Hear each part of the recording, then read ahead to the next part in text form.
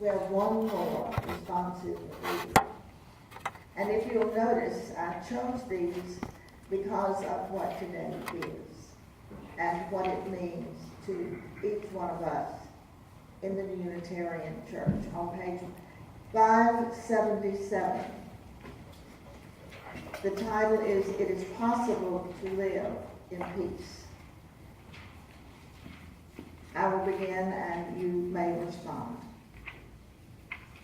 If someone with courage and vision can rise to lead in nonviolence action, the winter of despair can, in a twinkling of an eye, be turned into the summer of hope. It's possible to live in peace. Nonviolence is not a garment that you put on and off at will. Its seat is in the heart, and it must be an inspirational part of our being. It is possible to live in peace. Nonviolence, which is a quality of the heart, cannot come by an appeal to the brain. It is a plant of slow growth, growing imperceptibly, but surely. It is possible to live in peace. If a single person achieves the highest kind of love, it will be sufficient to neutralize the hate of millions. It is possible to live in peace. If we are to reach real peace in this world, and if we are to carry on a real war against war, we shall have to begin with the children. It is possible to live in peace. The future depends on what we do in the present. It is possible to live in peace. I'm so happy to have this opportunity this morning. 50 years. Now, how many of you are 50 years old? Or more. Well, yeah, I'm going to get to that. I was hoping there would be some people that I could say, well, but yes, you were just a twinkle in your father's eye 50 years ago, but you all look like you had already started the journey. Well, I'll tell you, there are things that happen in life that we remember. The moment it happens, the moment we hear about it, it makes such an impression on us. For instance, I know exactly what I was doing when Kennedy was killed, or when it came on the TV. I had a baby. I was taking a nap because he was taking a nap. And I was watching Days of Our Lives on television. And they broke in and said, our president has been killed. I don't know that I breathed again for 4 days. I don't know. I don't even remember taking a breath. I remember when they had the man on the moon. You remember walking around on the moon? Some people still don't believe that happened, but I'm gullible. I believe it happened. I was in Florence, Italy, conceiving that third child. I remember exactly. And of course, I remember when Marilyn Monroe was killed. I was on my path to trying to find the right religion for me, and at that point I was an Episcopalian in Atlanta, Georgia, and I was taking my children out of the car when it came on the radio that Marilyn Monroe had been found dead. Now we come to Selma. What were you doing 50 years ago today? I remember I was ironing. I was in my breakfast room ironing clothes. With the TV on, of course. I love TV. And the picture came on. What was happening? And, you know, I had my mouth open. It was like it was too impossible the bloodshed, the violence, right down the road from where I was. How could that be? How could people be that mean to other people? It was just not in my consciousness. And yet, there it was. This is just an aside, but not long ago, really this year, I was going to a meeting, and I was the only woman there. And there was one black person, and as I walked into the meeting, the men were talking about our president in very negative terms and using the N-word. Well, I sat down. Here's 50 years later, and I'm back in Alabama, and here we go again. I listened for a while, and then I just said, are you talking about my president? And this person said, you don't like it, do you? I said, more than you'll ever know. Let them think what they want. But I was so incensed, first of all, not that they would speak of my president, the president of the United States in those terms, but in front of another black American, with no idea that they might hurt someone's feelings. It's still here. The talk today is about someday is now. Because I remember thinking, as I ironed and watched them beat people almost to death on that Selma Bridge, and I thought, someday this won't happen. Someday. You know, maybe this has to happen so that we can see and then grow. Now, it's still happening. And then, through my study with Unity and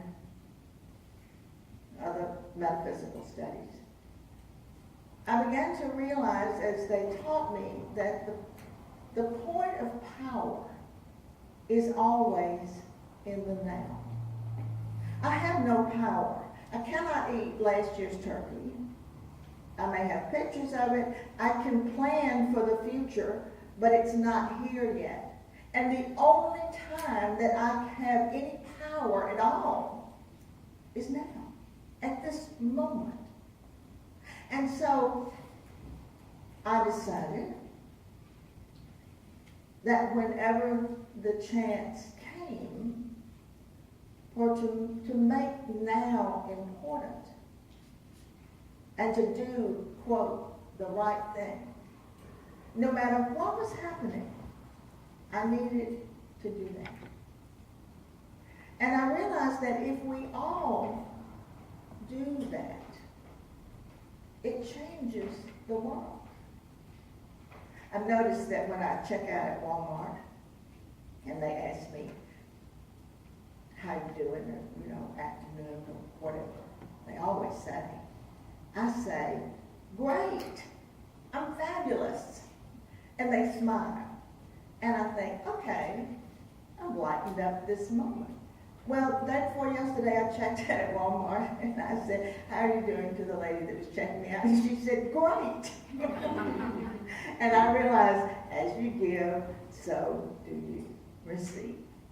And we have missed the point that if we want there to be peace, and we want there to be happiness in this world, then it begins with me.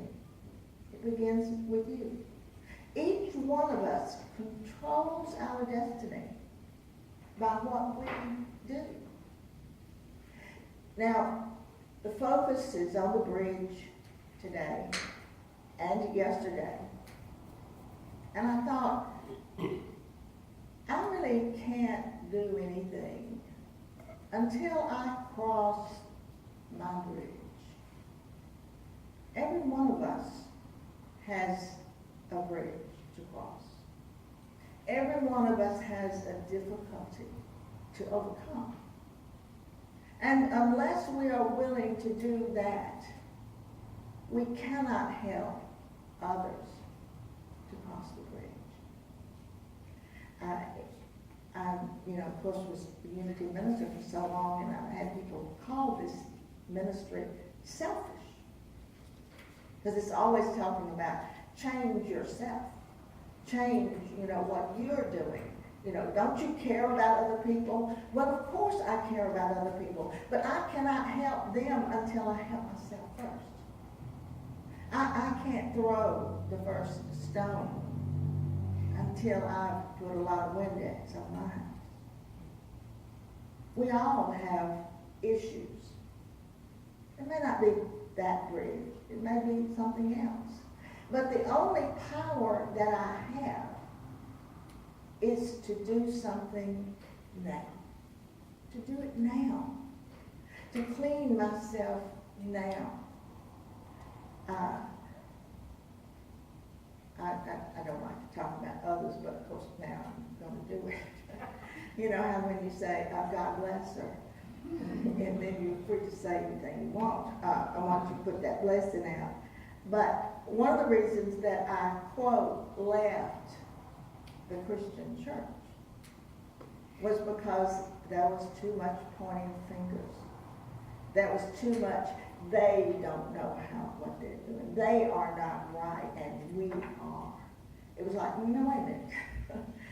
That's just not true. I did not find my religion or my church until I had found myself. And I couldn't find myself until I confronted those issues that I always pushed to the back of the burner. It was so easy to find fault in other people. It was always their fault that things happened to me. And I realized that's not true. It is my fault. I have the power to do or not do. I have the power to love or to hate. It doesn't matter what they have done to me, because they really haven't. If you're taking a course in miracles with me, and I see some of my students out there, you will realize that we create our reality. That it doesn't matter what someone does to you or to me. It only matters how I react. Think about that. People are always going to, quote, do things to us, or we will perceive that. But it's my behavior that counts. And it's my behavior that makes me happy or makes me sad. And when I think about Selma and someday, and I realize that someday is now.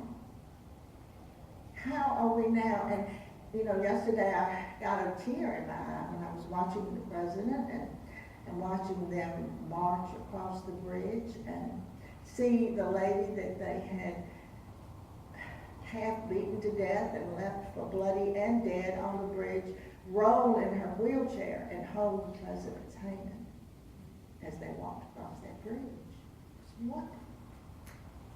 And I thought, what can I do now to make it even better? It is my responsibility. Just like you will say to yourself, it is my responsibility to make life in this city and in my home perfect. It is possible to have peace. It is possible to have peace within yourself. In Course in Miracles, it's called the Foundation for Inner Peace. And I realize now that the only thing I could want for someone else is to have a peaceful existence, to be at peace all the time. It doesn't take any sort of effort at all to be at peace when everything's working out for you. You can be so peaceful and sing and happy and smile. But when there is a turmoil going around you and you're still at peace, that's what love does. And so we go back to love. I had a minister one time that said, no matter what anyone asks you, the answer is love. Just say love and you'll be fine.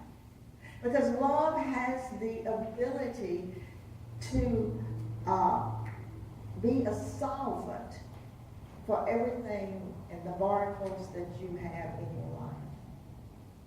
Love it and it will go away. Love your neighbor as yourself.